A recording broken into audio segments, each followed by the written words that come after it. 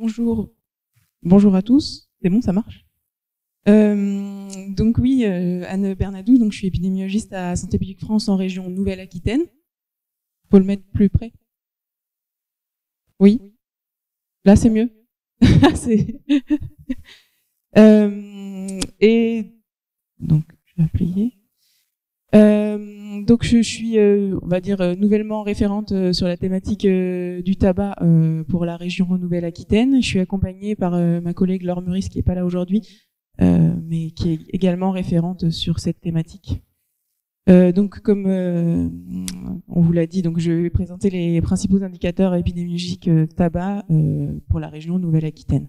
Donc avant de présenter les indicateurs, je voulais vous présenter un peu les sources de données pour un peu que vous compreniez comment elles sont construites, comment sont construits les indicateurs. Et alors, qu'est-ce qui se passe? Oui, c'est bon.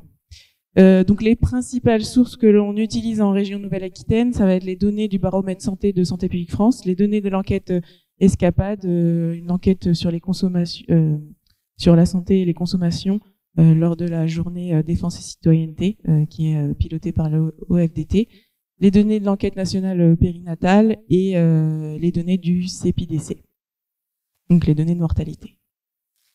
Donc pour les données du baromètre, c'est une enquête qui est réalisée depuis 1992 et depuis il y a eu 15 éditions, dont la dernière a été réalisée en début d'année, cette année, dont les données sont pas encore disponibles, mais le seront en 2025 et pour probablement les régions plutôt fin 2025, début 2026. Donc l'objectif de cette enquête, c'est de mieux connaître les opinions et les habitudes en lien avec la santé des populations résidant en France, donc dans le but d'orienter les campagnes de prévention et notamment pour les personnes les plus démunies. Donc depuis plus de 30 ans maintenant, ces enquêtes elles visent à suivre les principaux comportements, attitudes et perceptions liées à la prise de risque et l'état de santé, donc dont notamment le tabagisme, mais également la qualité de vie, l'activité physique, la santé mentale, ou encore même maintenant l'impact du changement climatique sur la santé. Il y a également toutes les autres addictions comme l'alcoolisation, la consommation de drogue illicite, qui sont des thématiques couvertes par le baromètre santé. C'est une enquête nationale périodique qui repose sur l'interrogatoire d'un échantillon représentatif de la population. Jusqu'en 2021, jusqu'à la dernière pour laquelle on a les données, c'était des entretiens qui étaient réalisés par téléphone. Et depuis en 2024, cette enquête baromètre santé a été labellisée par les statistiques publiques. Elle est devenue donc obligatoire et elle se fait en multimode, c'est-à-dire par un questionnaire auto-administré sur Internet, mais également par téléphone. Et il y a également une version papier pour les personnes les plus défavorisées, on va dire. Quels indicateurs sont disponibles pour notre région à partir de cette enquête? Ce sont donc au niveau de la région le tabagisme actuel, donc fumeur occasionnel ou quotidien, le tabagisme quotidien, le vapotage actuel et quotidien, également la part de personnes ayant arrêté de fumer et la part de fumeurs ayant envie d'arrêter de fumer. Et ces indicateurs sont pour la plupart disponibles par sexe, âge, par niveau de revenu et par niveau de diplôme. Alors pour la première fois cette année, il y a été estimé un indicateur à l'échelle du département. Donc juste pour rappel, cette enquête elle est conçue pour fournir des indicateurs à l'échelle nationale et régionale, pas pour faire des indicateurs à l'échelle départementale. Donc pour ce faire, cette estimation, elle a été faite à partir de méthodes statistiques. Et donc ça permet d'avoir une estimation cette année à partir des données de 2021 de la prévalence du tabagisme quotidien par la méthode qui est écrite là, Fay-Herriot, qui est une méthode qui permet de pallier aux faibles effectifs. Ensuite, les données de l'enquête Escapade. Donc c'est une enquête qui est menée par l'OFDT avec le soutien de la DSNJ. Elle a été mise en place depuis 2000 et depuis il y a eu 9 éditions, dont la dernière est en date de 2022. Son objectif, c'est de renseigner la consommation des substances psychoactives des jeunes de 17 ans. Là encore, les thèmes couverts, ça a commencé par le tabac, l'alcool et le cannabis, et depuis 2011, ça a été ouvert, en tout cas étendu également à la pratique de jeux d'argent, de hasard et celle de jeux vidéo. Comme l'enquête du baromètre, c'est une enquête nationale répétée, mais là qui repose sur le recueil d'informations auprès des jeunes lors de la journée défense et citoyenneté lors de la période d'études. Donc c'est via un questionnaire papier auto-administré anonyme. Et donc les indicateurs qui sont disponibles pour la région, c'est la prévalence du tabagisme quotidien chez les jeunes de 17 ans, du tabagisme intensif, donc c'est-à-dire plus de 10 cigarettes par jour, et du vapotage. Et donc ces données sont disponibles par sexe. Enfin, rapidement, donc l'enquête nationale périnatale, une enquête qui est pilotée par une équipe INSERM de l'Université de Paris et qui est des représentants de 4 partenaires. C'est une enquête qui est en place depuis 1992 et depuis il y a eu 6 éditions, dont la dernière est en date de 2021. L'objectif de cette enquête, c'est avant tout de faire un état des lieux des pratiques médicales pendant la grossesse et l'accouchement, ainsi que les caractéristiques démographiques, sociales des femmes et des familles. Donc tout ça dans le but de produire de l'information aux responsables de santé publique, cliniciens, mais également femmes enceintes sur leurs besoins et également les impacts des décisions et des recommandations prises. Pardon.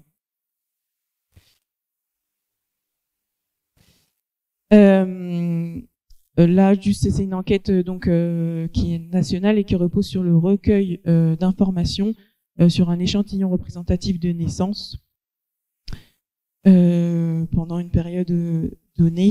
Donc en pratique, c'est une enquête qui se déroule dans toutes les maternités, publiques, privées et maisons de naissance, et qui consiste en un entretien auprès des femmes durant leur séjour en maternité par une sage-femme enquêtrice et une collecte de données dans le dossier médical.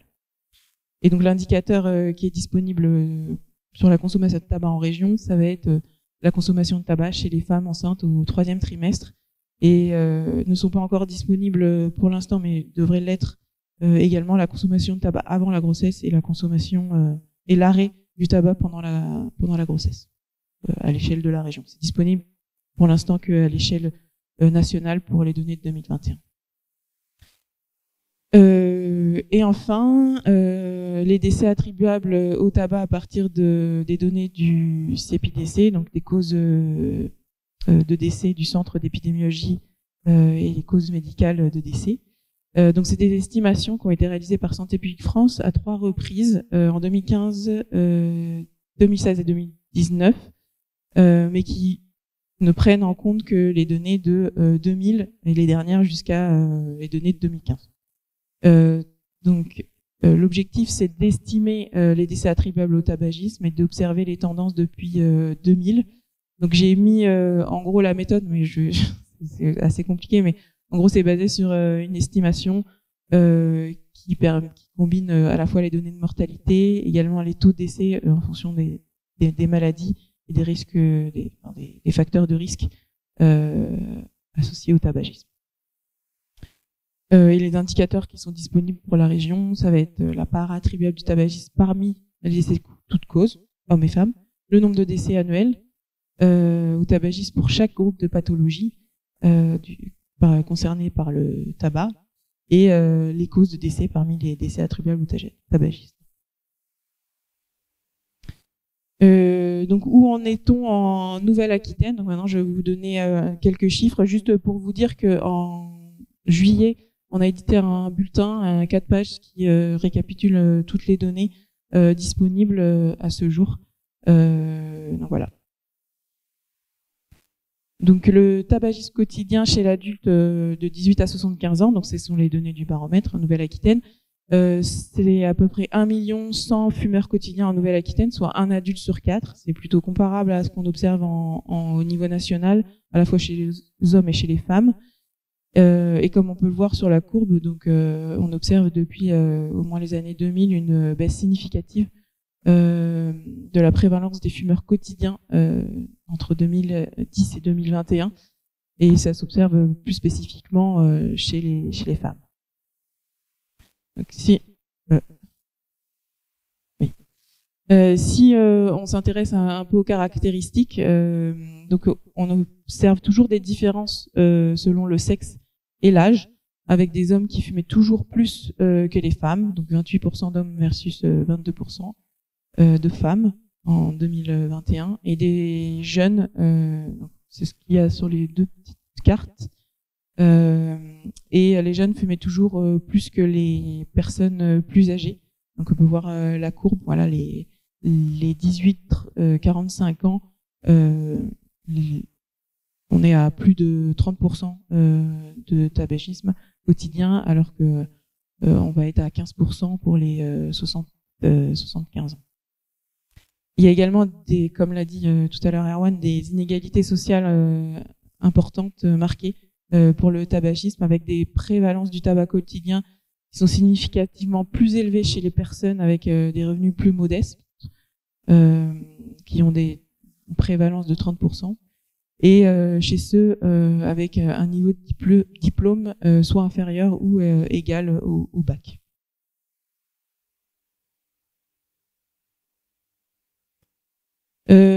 Concernant le tabagisme quotidien chez les jeunes de 17 ans, donc ici avec à partir des données de l'enquête Escapade, donc en 2022, il est observé qu'un jeune de 17 ans sur 5 fumait quotidiennement, et 5% fumaient plus de 10 cigarettes par jour. Donc ces prévalences, elles sont un peu supérieures au niveau national, puisque au niveau national, on est plus à 15% de tabagisme quotidien chez les jeunes de 17 ans et à 3% pour des fumeurs intensifs.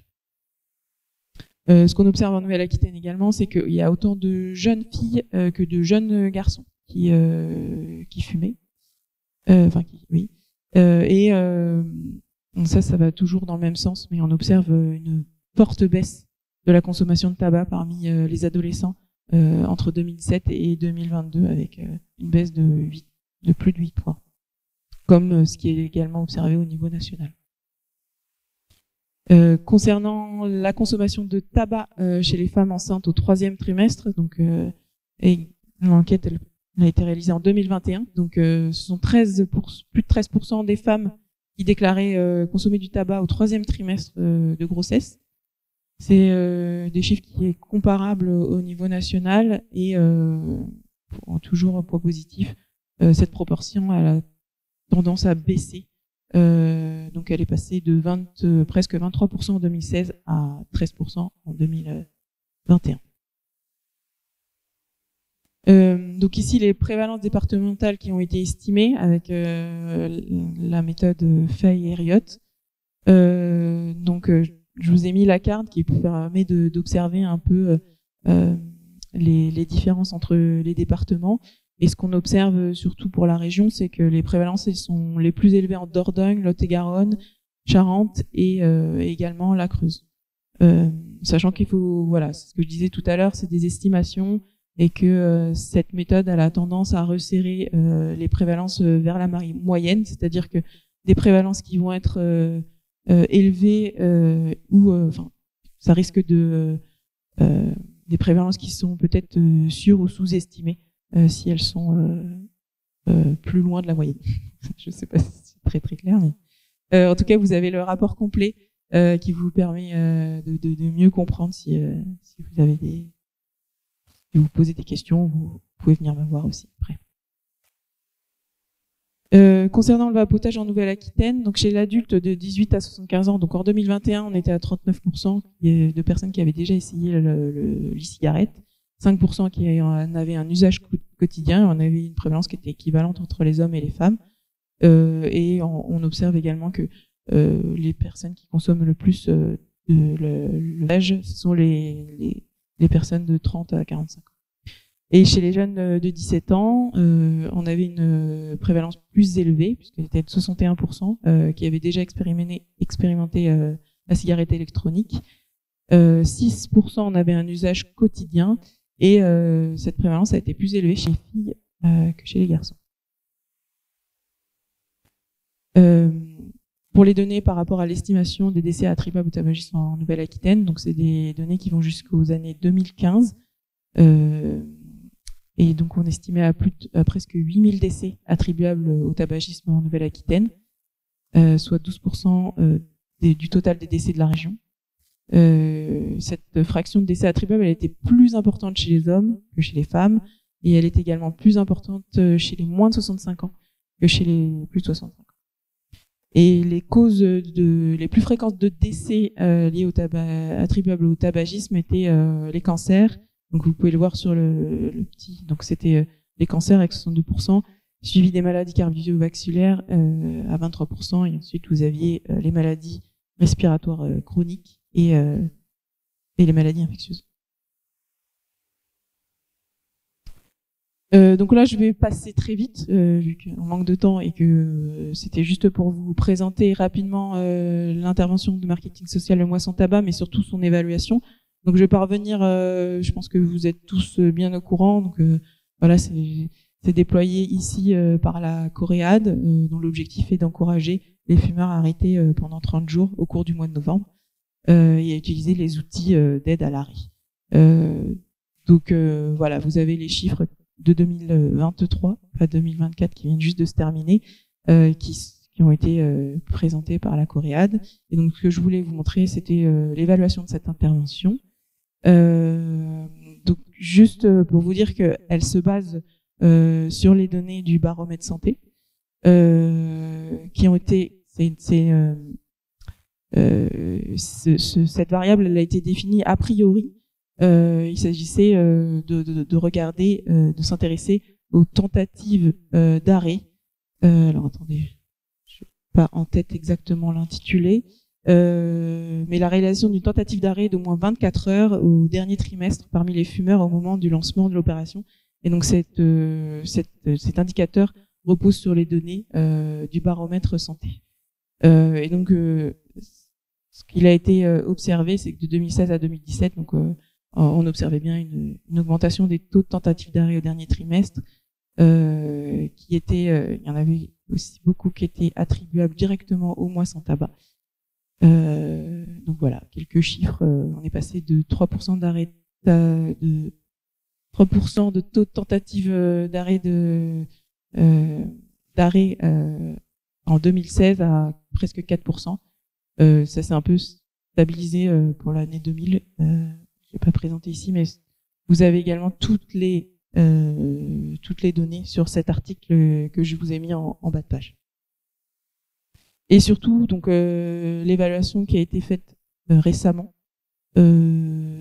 sur du mois sans tabac, une évaluation d'estimation de l'impact sanitaire et économique qui montre que voilà, le mois sans tabac, il y a un très très bon retour sur investissement qui est très favorable, puisque 7 € économisé en dépenses de santé pour 1 € investi. Donc c'est des données à l'échelle France, mais c'était juste pour vous montrer voilà un exemple d'évaluation et sur la campagne Mois sans tabac.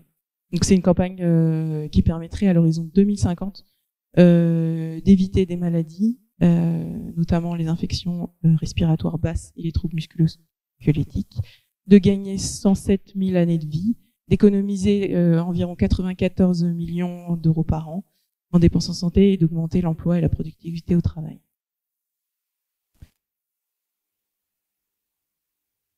Et donc, je vais bientôt terminer. Où trouver tous ces indicateurs?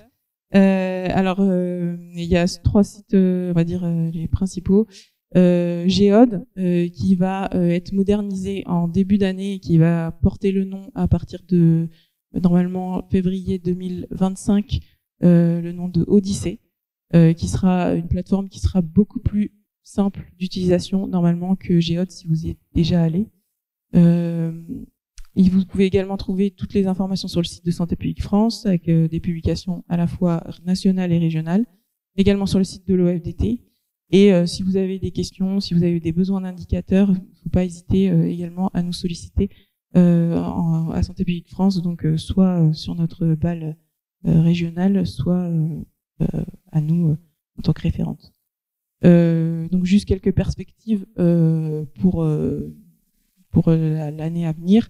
Donc les prochaines publications sur la thématique tabac, ça va être un bulletin tabac avec les données 2025, puisque le baromètre santé 2024, les données vont sortir l'année prochaine. Il est prévu également une actualisation de l'étude sur la mortalité attribuable au tabac. Donc là, on était sur les chiffres que jusqu'à 2015, donc on devrait avoir des chiffres qui vont aller jusqu'à 2021, voire 2022.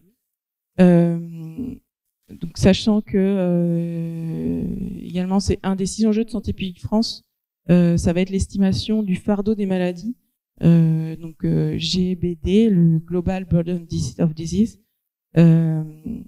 et donc l'un des gros fardeaux, ça va être le tabac, donc il va y avoir une estimation quand même fine du poids du tabac, notamment en années de vie perdues, en années de vie, en incapacité, etc.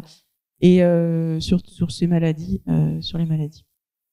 Et c'est quelque chose qui est fait à l'échelle européenne, donc qui pourra être comparé aussi à l'échelle de l'Europe. La mise en place, il va être également mis à disposition de plus en plus des indicateurs sanitaires à des échelons géographiques plus fins. Mais il faut, voilà, c'est toujours compliqué parce qu'on fait preuve à des difficultés méthodologiques, comme c'est le cas pour les données du baromètre qui sont pas conçues pour donner des chiffres à l'échelle du département, mais également des difficultés d'interprétation. Puisque plus on déchire à une échelle fin, plus c'est difficile d'interpréter, notamment par exemple avec l'offre de soins qui est différente en fonction des échelons. Donc voilà. Donc juste, je vous ai mis un petit exemple que ce qui a été fait pour l'alcool, le taux d'hospitalisation qui a été calculé par département en 2024. Et enfin, la prochaine campagne de prévention, donc qui va avoir lieu de février à mai 2025 sur le tabac, c'est une campagne qui cible les populations CSP-. Et je vous remercie de votre attention.